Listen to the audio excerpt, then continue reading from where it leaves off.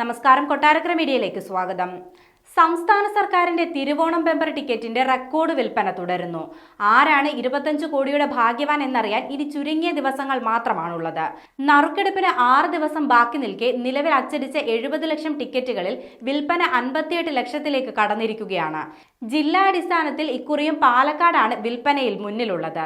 Sub ഓഫീസുകളിലേതുൾപ്പെടെ 10 ലക്ഷത്തിലധികം ticket ഇതുവരെ ജില്ലയിൽ നിന്നും വിറ്റുപോയി. തിരുവനന്തപുരത്തും തൃശൂരും ടിക്കറ്റ് വിൽപ്പന 7 ലക്ഷം കടന്നു. 9-ാം തീയതിക്ക് മുന്നേ തന്നെ മുഴുവൻ ടിക്കറ്റുകളും വിറ്റ് തീരാനാണ് സാധ്യത. 25 കോടി രൂപ ഒന്നാം സമ്മാനം എന്നത് മാത്രമല്ല ഓണം ബമ്പറിന്റെ പ്രത്യേകത. രണ്ടാം സമ്മാനമായി 1 കോടി രൂപ വീതം 20 പേർക്കാണ് ലഭിക്കുക. ഇതുകൂടാതെ മൂന്നാം സമ്മാനമായി ഓരോ പരമ്പരയിലും 50 ലക്ഷം രൂപ വീതം 20 പേർക്ക് ലഭിക്കുകയും ചെയ്യും. അതിനിടെ വ്യാജ ലോട്ടറി സജീവമാകുന്നതിനെതിരെ ലോട്ടറി വകുപ്പ് അവബോധ പ്രചരണം ഊർജിതമാക്കിയിട്ടുണ്ട്.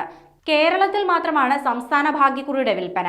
പേപ്പർ ലോട്ടറിയായി മാത്രമാണ് ഇത് വിൽക്കുന്നത്.